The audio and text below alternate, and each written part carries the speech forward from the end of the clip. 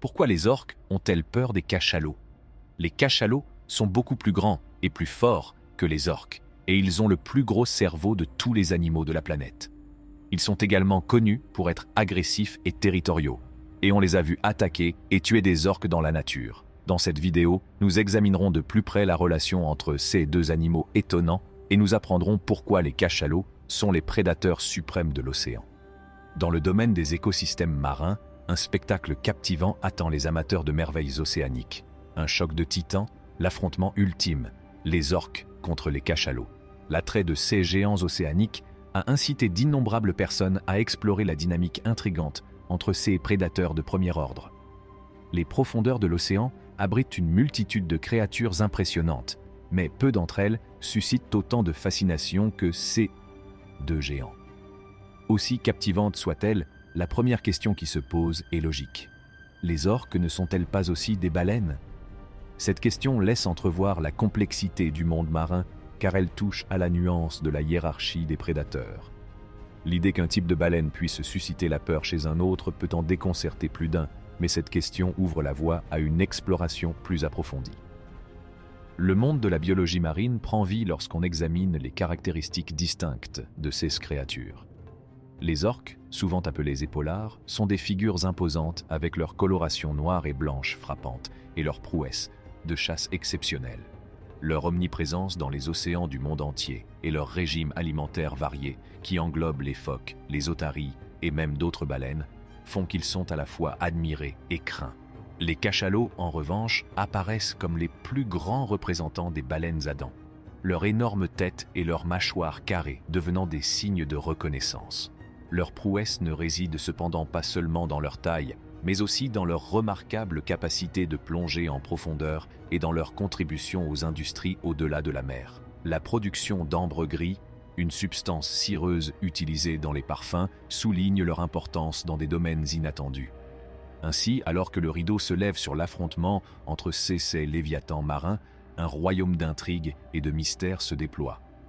La fascination pour les prédateurs suprêmes de l'océan a suscité une curiosité inlassable, poussant les individus à disséquer les nuances de leurs interactions et de leurs stratégies de survie.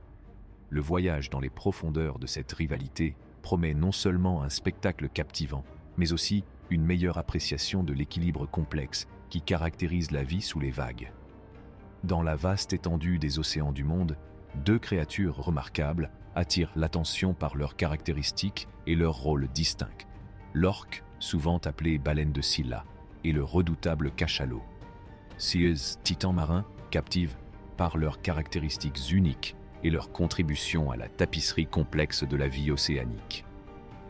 Les orques, reconnus pour leur coloration noire et blanche frappante, apparaissent comme les dauphins prédateurs de la mer. Leur grande taille et leur constitution robuste laissent présager des capacités de chasse exceptionnelles. Sillonnant les océans du monde entier, les orques sont des prédateurs polyvalents qui s'attaquent à toute une série d'espèces, dont les phoques, les otaries et même d'autres cétacés. Leurs couleurs distinctives, associées à leur prouesse en tant que prédateurs suprêmes, leur ont valu la fascination des passionnés de la mer. En revanche, en outre, le lien inattendu entre les cachalots et la parfumerie illustre la manière complexe dont la nature s'insère dans le tissu des activités humaines. Une danse primitive de domination se déroule sous la surface de l'océan, où les orques ou orques se retrouvent face à un rival redoutable sous la forme de cachalots.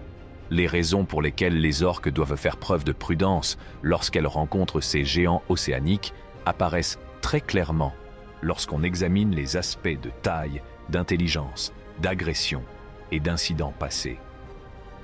Les cachalots, avec leur dimension colossale, ont un avantage certain sur les orques en termes de taille et de force. Les mâles peuvent atteindre une longueur stupéfiante de 67 pieds et peser jusqu'à 57 tonnes. Cette supériorité physique leur donne l'avantage dans les confrontations directes, une dynamique qui oblige les orques à réfléchir à 2 fois avant de s'engager dans des batailles qu'elles risquent de ne pas gagner. Mais ce n'est pas seulement le dessin qui distingue les cachalots, c'est aussi leur intelligence et leur capacité cognitive qui les élèvent. Possédant le plus gros cerveau de toutes les créatures de la planète, Ces géants font preuve d'une remarquable capacité à résoudre des problèmes et à s'adapter à de nouvelles situations.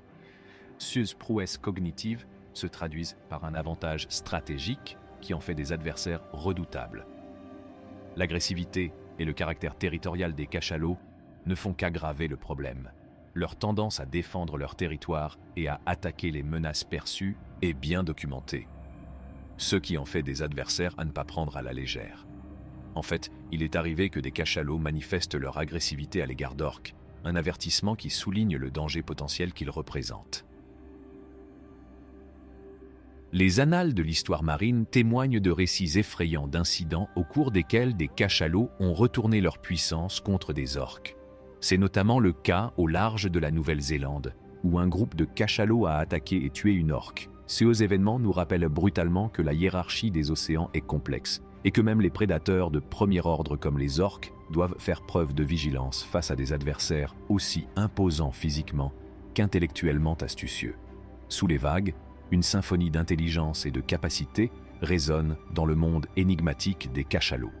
Leur profonde intelligence et leurs capacités multiples dévoilent une tapisserie de compétences tissées de manière complexe dans le tissu de leur existence. Au cœur de leur prouesse se trouve la taille remarquable de leur cerveau, qui témoigne de leur aptitude à traiter l'information dans les profondeurs comme dans les profondeurs. Ce gros cerveau leur permet non seulement de plonger à des profondeurs inégalées, mais aussi de naviguer dans les profondeurs océaniques avec une maîtrise qui échappe à la plupart des autres créatures. C'est une manifestation de l'art de l'évolution qui a sculpté une merveille vivante adaptée aux défis de son habitat. Cette dextérité cognitive s'étend à des capacités avancées de résolution de problèmes et d'apprentissage. Les cachalots font preuve d'une capacité à déchiffrer des défis complexes, s'adaptant à de nouvelles circonstances avec une agilité qui témoigne de leur profonde perspicacité. Leur capacité à surmonter les obstacles résonne dans les étendues qu'ils habitent, un orchestre intellectuel qui compose l'harmonie face à l'adversité.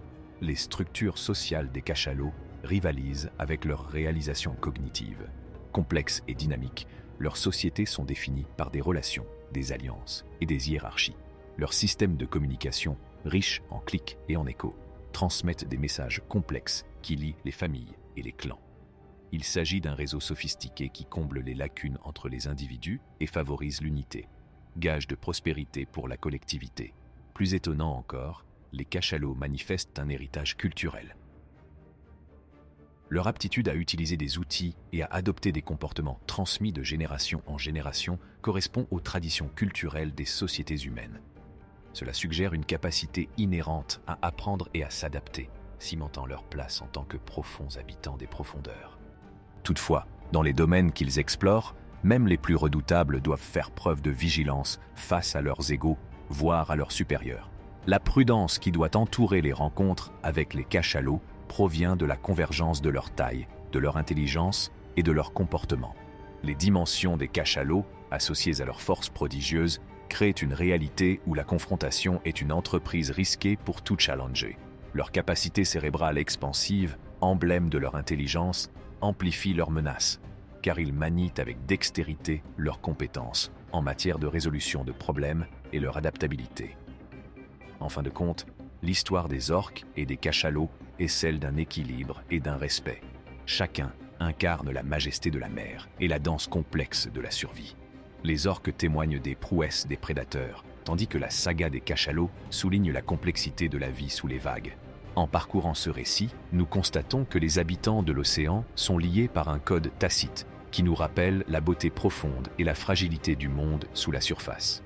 Si vous trouvez cette vidéo instructive, n'oubliez pas d'aimer, de partager et de vous abonner à la chaîne. En attendant, merci de regarder.